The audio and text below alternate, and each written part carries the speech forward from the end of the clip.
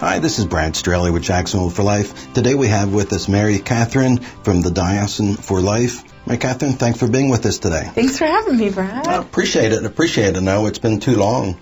Yeah, it's been quite a while. I think the last time we had a show was when we were preparing for 40 Days for Life last year. That's right. I wanted to ask you about, something that the mainstream didn't talk a lot about was the Constitutional Review Committee. Oh, yes. Last week, the Constitutional Revision Commission had a meeting here in Jacksonville.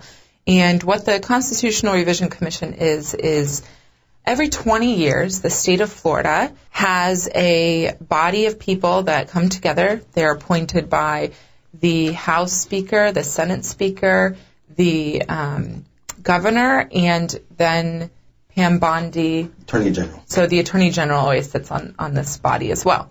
They come together and have listening sessions all over the state of Florida to hear from the people on any revisions that they want to see to the Constitution.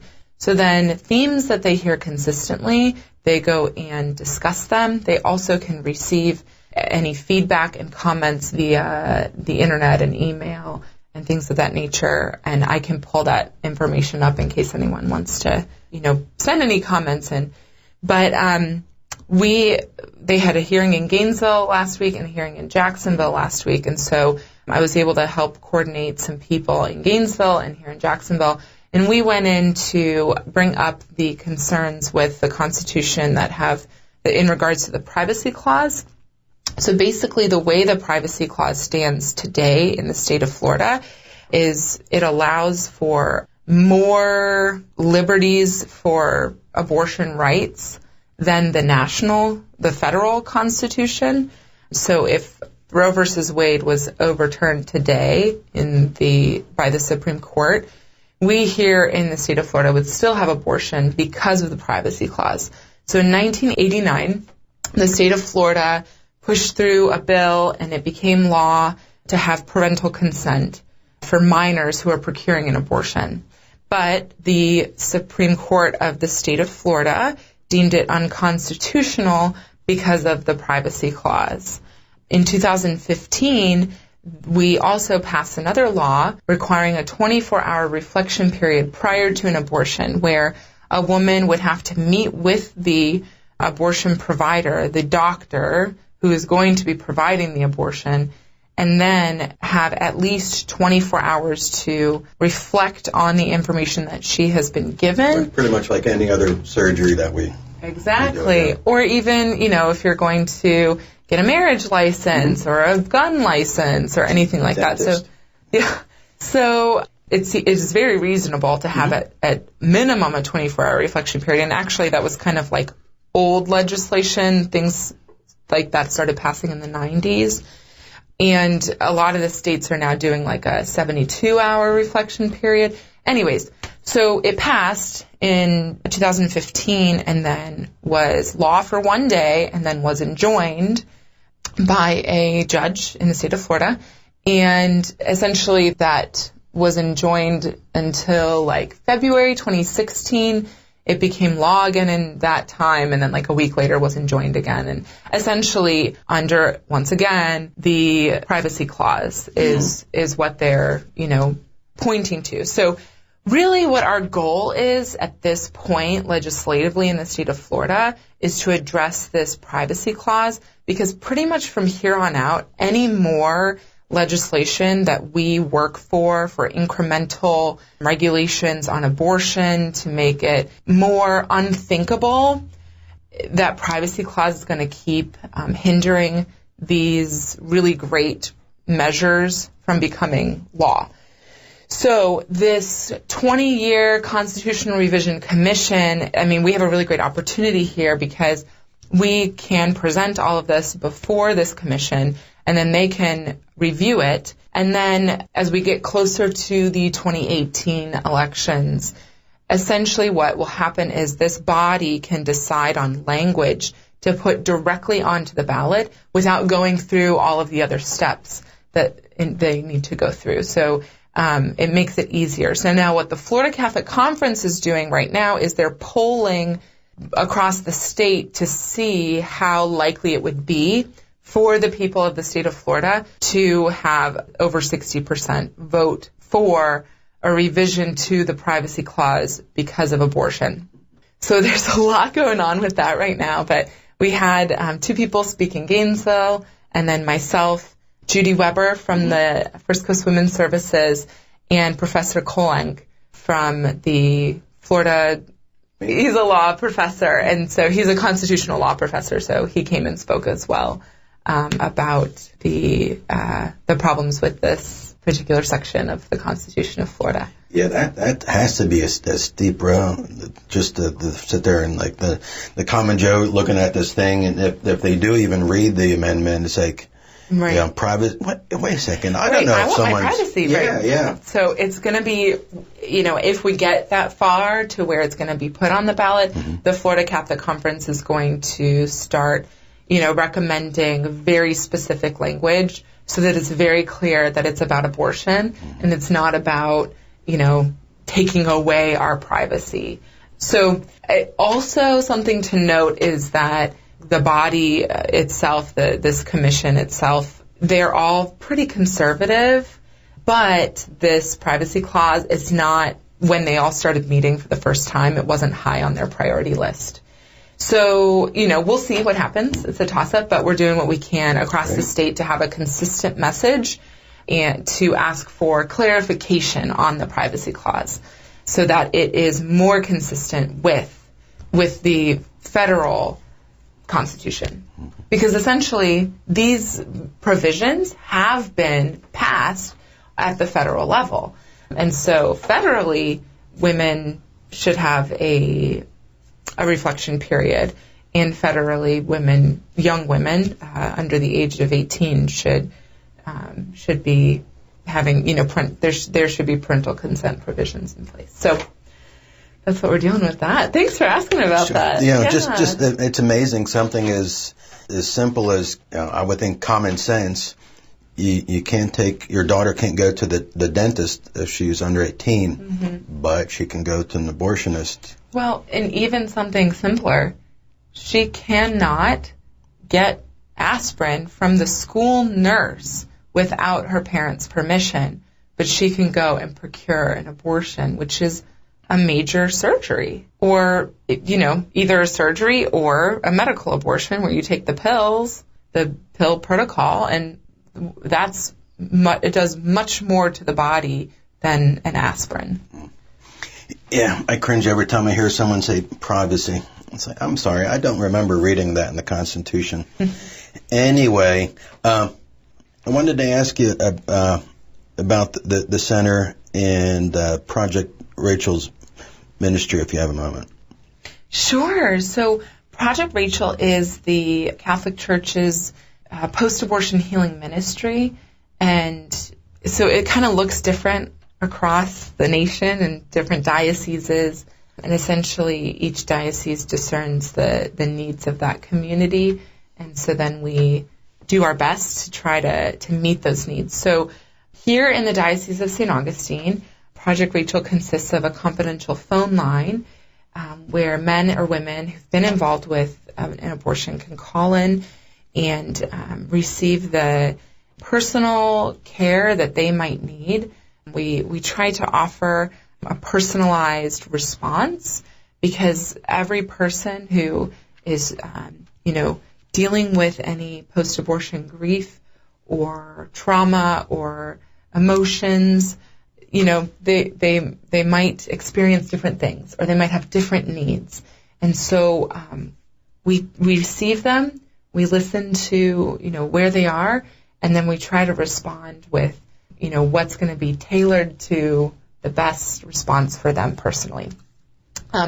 So we have a network of priests and counselors who we can refer them to, and then we're also working towards having some other facets to it, such as days of reflection or holy hours for hope and healing, or potentially down the road some like group therapy or group discussions, small groups that they can join in together. So that's kind of the bigger picture. But what we do offer now is this confidential phone line, and the phone number is 904-969-8255. 923-9203. 923-9203. And it's typically answered Monday through Friday from 9 to 4:30. If it's not answered, then if they leave a message, let us know if we have permission to call them back. We will never call them back if they don't give us permission. We won't breach any boundaries, and then we will, just walk with them along the road. And another note on that, if I might add, in the fall, the Holy Father, at the close of the Year of Mercy, explained that all priests of the entire Catholic Church will retain the faculties that they received from him during the Year of Mercy to forgive the sin of abortion. Now, there was a lot of confusion in the media about that, because here in the United States, priests have had the faculties to forgive the sin of abortion for a long time. We can't really say when the definitive point was, because it's something that each bishop decides to give his priests, but we, from the USCCB, they're not aware of any bishops who have not given their priests those faculties, and they're not aware of any definitive point when it wasn't available and when it was available. So pretty much it's always been available for our priests here in the United States. So I've received calls from some concerned people thinking that they were excommunicated, or that the priest who absolved them from the sin of abortion didn't have those faculties at the time, didn't have those abilities at the time. And I really want to make it very clear that the priest very likely had those faculties. Like, don't worry about that. And then the other thing that I just briefly mentioned is the excommunication element. There are a lot of canonical things that need to be in place in order for someone to be automatically excommunicated from the church after procuring an abortion or being involved in abortion. The great majority of people who have been involved in an abortion never, ever incurred the penalty of excommunication because of so many mitigating circumstances that are in place. For example, being underage, being under the influence of a drug or a person, not making the decision in free will or of sound mind or in good conscience. So all of these circumstances are in place. If you're pressured, if it wasn't your decision, but you were forced into it anyway, all of these things are mitigating circumstances where someone would not incur that penalty of excommunication. So I just want to throw that out there, because I know that there are people who are interiorly suffering greatly, wondering if at some point in this journey of theirs they were excommunicated, or if they weren't forgiven by a priest because he didn't actually have those faculties, or they won't be forgiven. And I just want to say to anyone who's listening, take heart. God's mercy is abundant.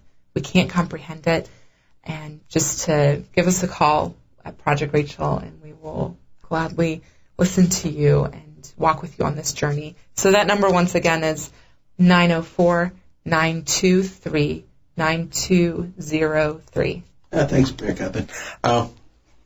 We're going to take a quick break. We don't want anyone to go anywhere, because we are going to talk about the Annual March for Life, and we have some information from our Vice President. We will be right back.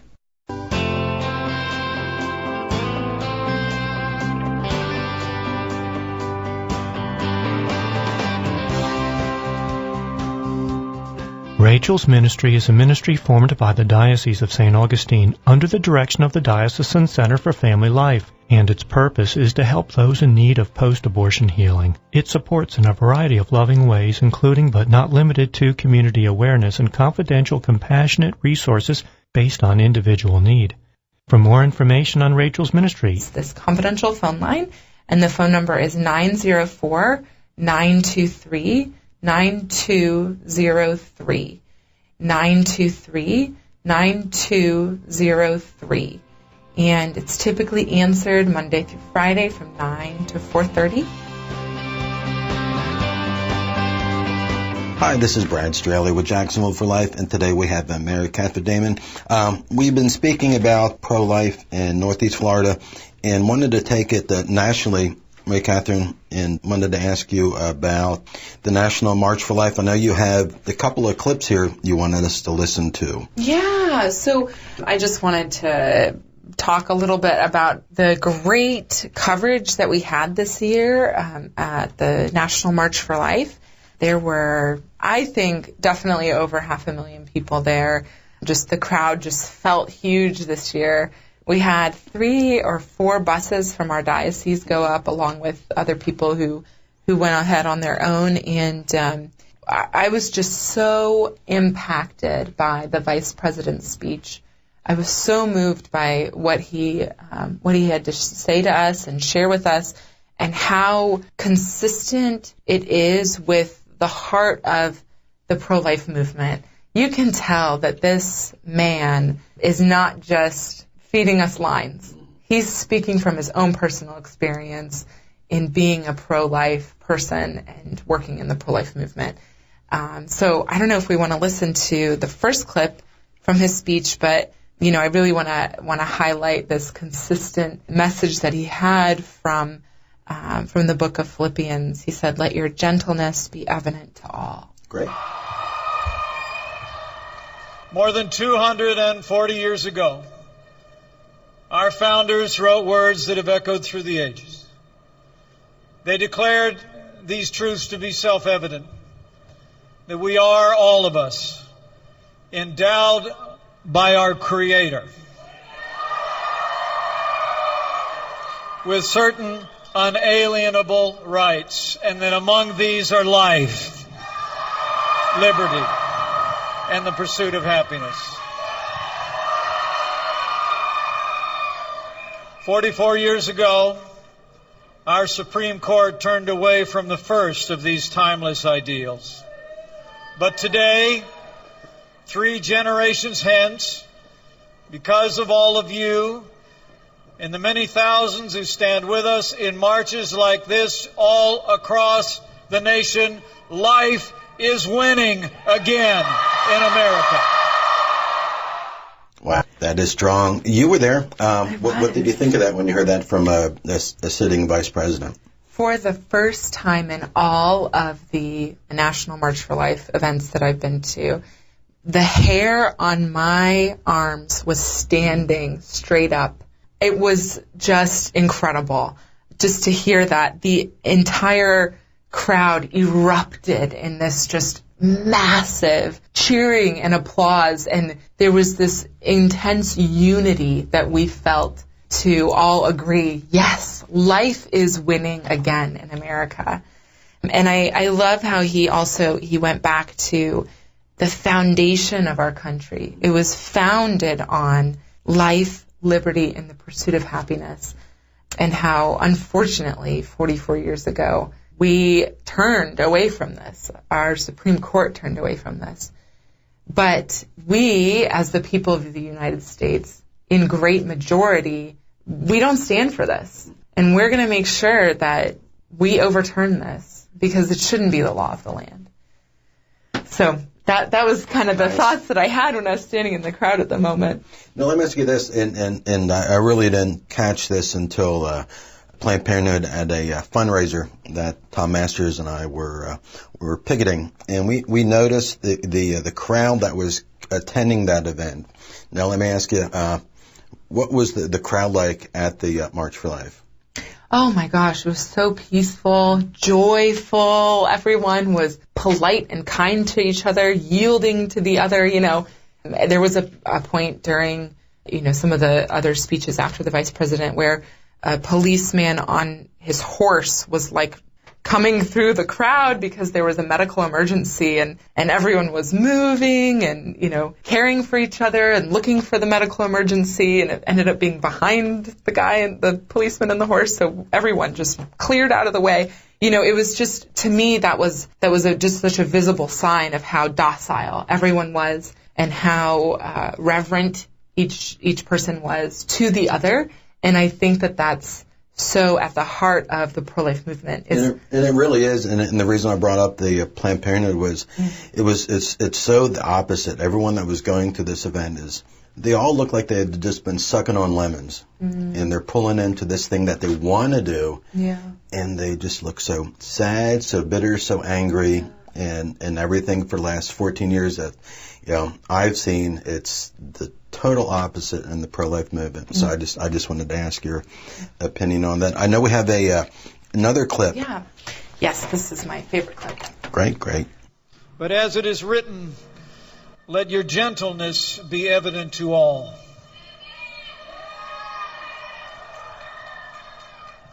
Let this movement be known for love, not anger. Let this movement be known for compassion, not confrontation. When it comes to matters of the heart, there is nothing stronger than gentleness. I believe we will continue to win the hearts and minds of the rising generation if our hearts first break for young mothers and their unborn children, and if we, each of us, do all we can to meet them where they are with generosity, not judgment.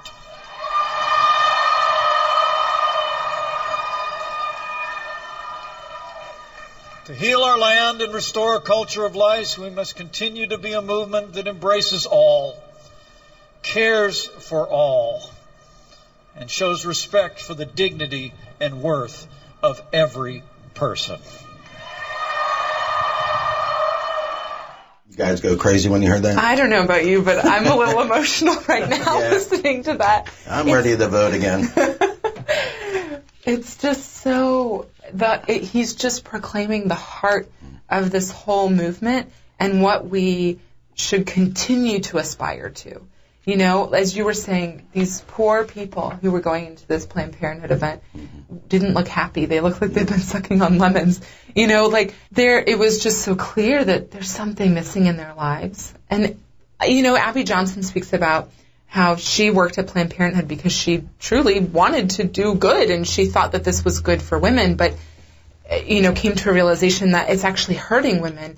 And I think that giving these people the benefit of the doubt, I think that, the human heart wants to do good in general, And so these poor people are looking for happiness, they're looking for goodness and truth, and they're not finding it, but they continue on in that work. But getting back to this, when it comes to matters of the heart, there's nothing stronger than gentleness. And I think that's so interesting. It almost sounds juxtaposed, strength and gentleness, but absolutely, there is nothing stronger than gentleness. The meek shall inherit the earth. I hate to interrupt, but we are out of time. Catherine, someone wants to get in touch with your office? Sure. It's 904-551-2619, and I'm at extension 103, and my email is C as in Catherine, Damon, DAMON, at docafl.com. Great. Can't thank you enough for joining us today and for all you do to promote culture life in Jacksonville. And I'd like to thank WQFP for being faithful to his word in this opportunity. And thank everyone who's listening to Jacksonville For Life. For more information about local pro-life efforts, please visit us at jacksonvilleforlife.org. Follow us on Facebook and Twitter. And until next time, do something, say babies in Jacksonville.